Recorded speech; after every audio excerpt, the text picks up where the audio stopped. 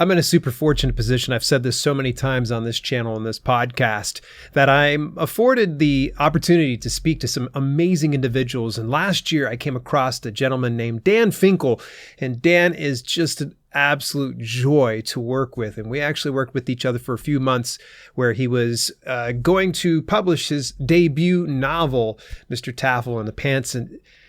Taffle's Pants of Insanity. I got to get that one right. Otherwise, Dan will give me a hard time. But I found it so interesting here more recently. He is going to launch his audiobook production, and it's actually a full production. It's very interesting to hear how he found a voice actor, how he was able to get the recording, and how he more recently was able to put this into a full show over at a local bookstore over in Los Angeles. So I'm super excited to share a little bit of his story here with you, because Dan is just an extraordinary gentleman with some great ideas. And I hope that it, greases your creative wheels for book marketing and promotion that thinks outside the box. So without any further ado, let's get into the interview with Daniel Eric Finkel. In a couple podcasts, but this is like an official first one, I feel like. Official. See, you've made the grade now. I think this is perfect. We start out midway in conversation, which we've never done in the podcast before. I think it's perfect, and I think it perfectly embodies our relationship over the past year or so, right? So it like I said before, it's so surreal just talking to you. It's like some weird fever dream. You're watching your videos, and then all of a sudden you're involved in it. It is really, really cool. Well, I'm flattered as always, Dan. You've always been you've stroked my ego a number of times, but now it's time for me to return the favor, because you came to me a little over a year ago to discuss your magnum opus, that project you're working on. So share with me what all was the work entailed for Mr. Taffle's Pants of Insanity. Did I get it right? Yes, you did. Congratulations. I've got the shirt, so I can kind of remember it. Yeah, I got new shirts. I'll have to send you the new audiobook shirt. But getting back to your question, it's been a screenplay. I wrote one of my first screenplays ever. I mean, maybe my fifth screenplay, early 2000s.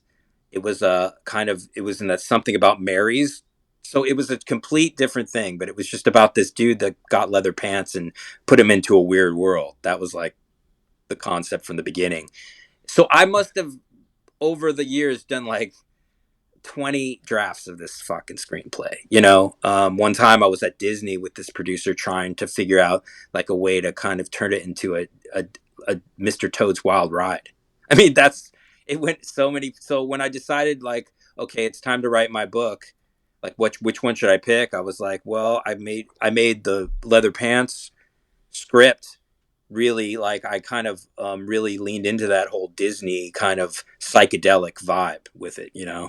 So I'm like, that's, I want to write like an Alice in Wonderland, Willy Wonka type book, and that I should just use that as the the starting point. Nice. So the reason why we got connected today was something that fascinated me about you, which was you didn't just think about writing a book. I mean, you obviously wrote the book, you published it, and it sounds like you got the audiobook out. So where are we at now? Because right now it sounds like it's become something more than just a book. Yes.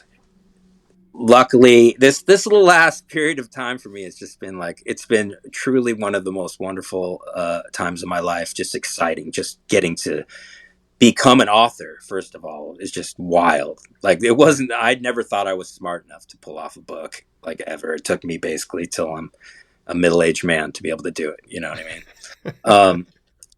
But yeah, to answer your question a little better, when I was doing the second draft, I got to live in my friend's house in Portland in his guest room for really cheap, just so I could really focus on writing. And I've always done music, but not that I'm a musician. I'm more of just a really creative guy that loves music, and I've had great musician friends, so I've been in some great bands because of that. I'm not a great singer or a rapper really, but I can kind of, if I just stay in my own lane, I can do it really well. Yeah. So he was a musician that I'm great friends with. And so I kind of just joked around that I should write a rap about the book, like and he's like, we got to do it. We got to do it. So while I was living with him it ended up being 6 months. We ended up getting the basic songs to write an EP to promote the book.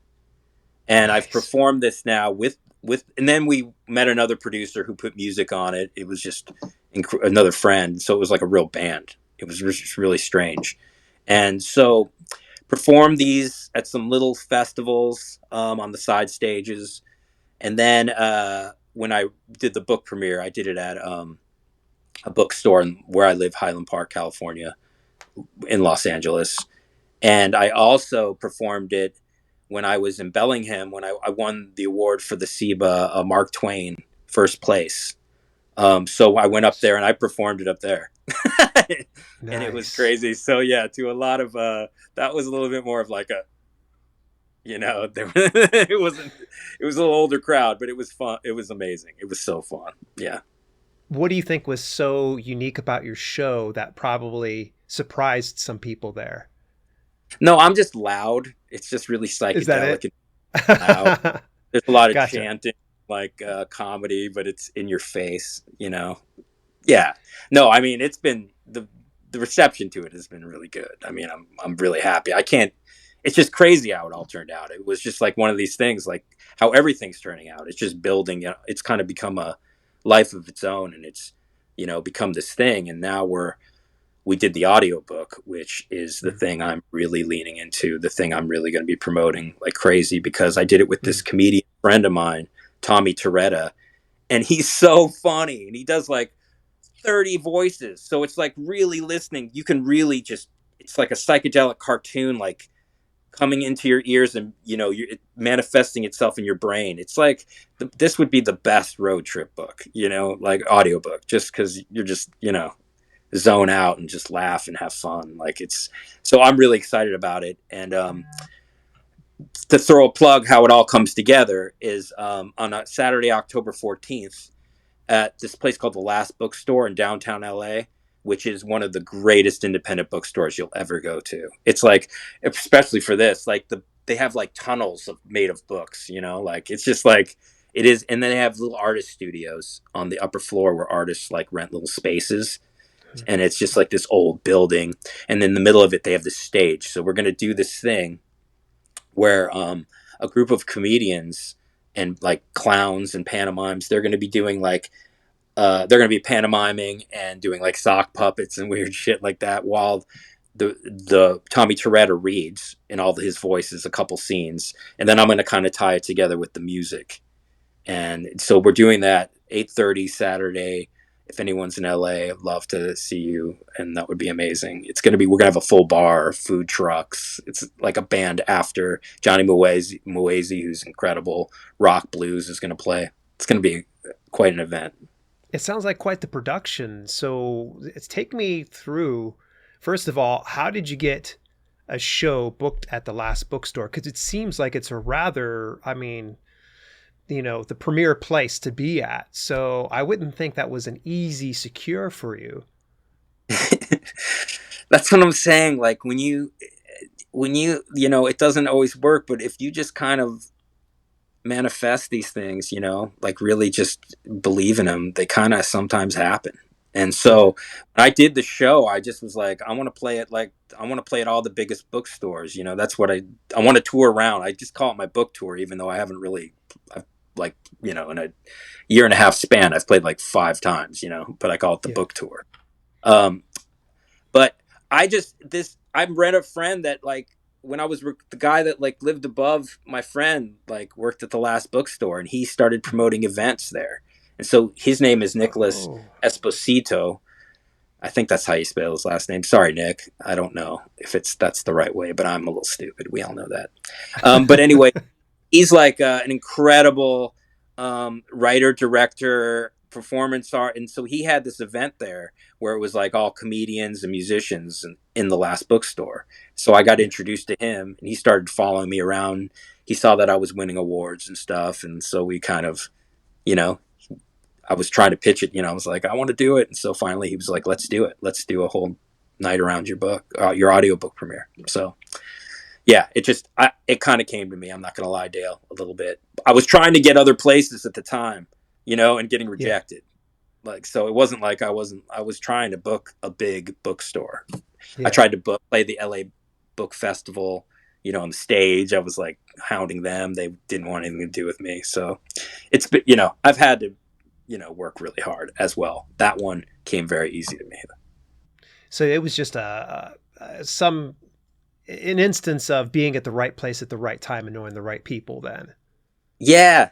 Yeah, totally. Gotcha. Completely. It all falls together, I think, in the right way. What reflecting back on some of the places that maybe you did approach, what do you think was different about your approach that maybe you could have changed and possibly landed those shows? I don't know if I could have changed anything at this point. I think it's about Yeah. getting that first thing because they were really big. They were like, I'm trying to pitch myself, but you know how it goes. It's like Yeah. we're in a hot. This is showbiz in LA, especially. Yeah. Trying to get like a premier bookstore. It's like, Mm. like so. But now that I feel like now that I have this one, I can really build on that, and hopefully I Proof can of start. concept. Different. Yeah, like I've played this place. I'll make a nice little sheet showing some cool photos of it. That's what I'm Yeah. thinking. I'm winging this, Dale. Really, I've never really. I'm just keeping it going. So anyone out there Yeah. that can help me or anything, please contact me on social media. I would love to hear from you. I think this really like I've been almost a cult hero a lot of times, or I had projects that were almost they were just like on the verge. I feel Yeah. like this is another one, and I really feel like this audiobook, because of the actor, I'm not even touting myself. It's just because I got lucky with this incredible performance that it really has a chance to be a genuine cult hit. So I'm gonna keep going with it while I work on my other stuff. Is the audiobook going to be anything like what the people get to see live at this presentation? Yeah, he's gonna read like three little parts from like in the same characters as the audiobook. Oh, For those. nice. So yeah, So yeah, you're gonna get it's to not going to see be him. the entire book per se, but probably important clips from within the screen or the actual what's the word I'm looking for? The audiobook play. Yeah, yeah. Like we just basically because of the songs, the way I laid the songs out, I wanted like to have one that correlated with each song, so you could kind of understand. Mm. So it kind of guides you on a little journey of it. It just gives you a little taste of what the audiobook's about. So they're like anywhere from 8 to 12 minutes of like actual reading and performance chunks. Three of them. So whatever that is, it's going to be about a 45-minute show. Okay, I'm sitting here getting this because I know how thick your book is, and I only got to read maybe like a chapter of it when you were getting ready to publish it. But It's 7 hours long. it's a long book. I'm getting this picture in my head. I'm like, is this man crazy enough to perform the entire book? And I'm like, wow, you've got a good friend there. Okay, so walk me back here for just a second here on the audiobook, because when we last talked, it was like a thing like you're like, ooh, let's just get the print book and the ebook out. We'll handle the audiobook. So what led up to the production of the audiobook? Obviously, you had a friend that was able to do the voiceover work. So when did he start doing it? How did he record it, and what was the process like for you in uploading and distribution? Right. So just to let you know, I didn't do it originally because I just didn't have a clue. Like I was like, I don't know. Like Really? I just want to get I this feel book bad out. now. I was the one who was coaching you and I didn't tell you what to No, do. no, you coached me, but I just felt like it was too much too soon. Like, Oh, like I yes. didn't know what, like I knew like it wasn't you. It was just like I didn't it's already costing a lot of money to do this, Yeah. to launch a book, and like a podcast or audiobook's a whole other thing. Yeah. Even more than I thought. Like it's been a project, man. So but on the journey, kind of like because of all the awards that that you helped me sign up for, and like I got to win a lot of these awards. I kind of like on my little journey, just kind of seeing what people were doing and just studying the market. It just felt like if I was truly going to like market the book, I should just do the audiobook because Yeah. I feel especially for this kind of book, more people are just that's going up, sales of that's going up, and books are going down, right? It's like I think. So it just felt like okay, let's just do the audiobook and really go for it because people are responding to the book. People are loving the book. So I'm Yeah. like, okay, that's enough now. I'm not. It's just not like three people and like three of my friends and like me. this book's good, like people are loving it. So got to go for it, you know how hard we work on these things. It's like, so basically, because of some of the music that I've done, I have a great friend, Bradley Dumovic, who is a producer and he's never done an audiobook, but he's like, you got to I told him about it, and I wasn't sure if he wanted to do it. He wanted Dude, to you do got it, some so connections, man. I've lived in LA for 20 something years, Yeah. like, I've met some cool people. I'm not that connected though, I don't want to, but yeah, I've met a lot of artists and great Yeah. people out here.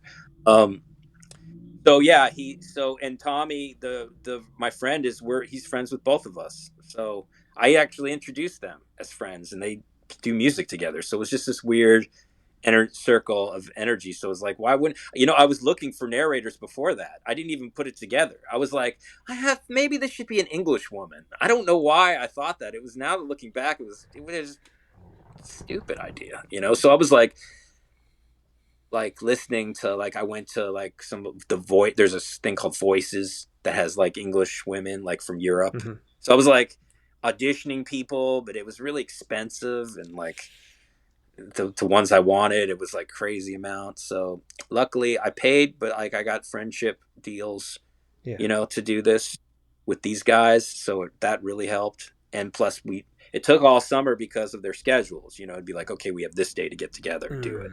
And he was doing it so high energy that you couldn't we did about 3 chapters a time, Yeah. and then he'd just be sweating and like, like just his energy would, so it took a lot of times. I bought a lot of really good fucking meals for these guys, Dale. A lot of Hooked great. them up. Got They catering. got good lunches, man. I was like, all right, we'll eat there again. Jeez, I guess. All right. Yeah, but no, we had a great time though. It was fun. It was really fun. And it's always stressful doing the technical stuff for me, but I got through it. So it's on Find Away Voices I use because of one of your videos. So Find Away Voices. So right now it's posting. It's in about 6 of them have been approved. I hope by the 14th most of them have been approved. Yeah. Audible might take a little longer, but the libraries have been historically a little slower to take in, but I would imagine yours would perform very, very well in the library system as well. So, and it's really nice too. And I always recommend to authors, anytime they are publishing wide, especially through avenues like Find Away Voices, is to make sure that you don't just say, hey, go buy it on Amazon and Audible. Well, you can say all major online retailers, because it's going to be available in Google Play, it's going to be Apple and things like that. But I'm preaching to the choir here, man. Spotify thing really excites me. Is it exciting? Spotify really, because that's what I bought. I just to test it out. I got a Hitchhiker's Guide to the Galaxy. Also, I just wanted to listen to that audiobook to make, because I'm just wanted to be in that lane. So, but it was weird. It's just like on my Spotify now, just like an album. I can just like hear it anytime. It's a good idea to have around because it's going to be one of the best marketing tools. You can be able to just share it with somebody and in a conversation. Real briefly here, you kind of touched on this, and I think this is so super exciting. I think it was, I don't know, earlier this year that you were at a book conference and you met mutual friend of ours, Hannah Jacobson over at Book Award Pro. So that's right. You ended up becoming an award-winning author. You already mentioned it. I feel like we almost buried the lead on that. So give us a little bit of insights. How did that happen? What were the awards? And did you see any good results from getting those awards? Well, what happened was, you told me to join Book Award Pro, so I did. And I basically any award that had comedy, I felt like, because humor, there was going to be a lot of competition, but not like sci-fi or horror, or like some genre where like it's just a ton of, I bet, like, so I'm like, I feel like I have a shot because of that. I wasn't sure. Yeah. But then the first one I was a finalist. Nice. Like all these different, like, and so like the first, there was just only a few that I didn't either win or become a finalist in. So I think it was like 6 or something like that out of 9 or something like that. Oh my gosh. Yeah. So it was I was really happy, and just being part of that world, just, getting people that actually really enjoyed the book. You just don't know. Like, you're Yeah. just like, I have no idea if anyone's gonna even fucking get this. I know how weird it is, Yeah. but What does that feel I like did to you in getting those awards? How does that feel? What is that? it crazy. I mean, just because, just writing a book, Yeah. like, and the first couple drafts, I remember I like gave it to some people and they were not feeling it. People, so it wasn't like it was instantaneously like, this is amazing. Mhm. People were like, huh? And I had to change. So I really like wasn't sure and like how it was going to play. And like, I mean, I know not 100% of everyone loves everything, but there's definitely people that like, and the fact that like these contests have been so receptive to it. And, I've won, it was crazy getting on stage and like, Bellingham, Washington, just like, hey, like it was just like, what is happening here? So that's the thing is, so those awards, it all costs money. So like, I figured like I wouldn't market the book. I would just focus on those awards. Once I started kind of winning, going, let's milk this see what happens, and go down this road. So now I've got all those ribbons, and now I've got this audiobook. So now I'm gonna really like try to put it together and because basically the book is sold pretty much to like friends and family, about 200 people, like, and then after that it kind of like went real slow. Yeah. So, because everyone I know bought it, you know what I mean? Or like that wanted to buy it pretty much. So yeah, so we'll see. I have no idea what's going to happen. Very cool. Well, hey, Dan, we blasted through time like it's nobody's business, and I had no doubt we'd be able to fill an entire podcast interview segment. So I'm going to ask you the question I ask everybody else. What advice do you have for aspiring authors and self-publishers out there? I mean, just know that I am a tech phobe. I never wrote a book before, and I just kind of believed and just kept as long as you're loving it and you're just passionate about it, seriously, that's not cliche. It's like just focus on that. Don't focus on the fear. Focus on that passion and love, and it will turn out great. You've been listening to the Self-Publishing with Dale podcast. Visit us at selfpublishingwithdale.com for more information on how you can level up your self-publishing business. Also, check out our growing video-on-demand service, chock full of free and premium content, when you head over to theselfpublishinghub.com. If you enjoyed the show, please consider leaving a review on your preferred podcasting platform. We thank you for tuning in, and we'll see you in the next episode.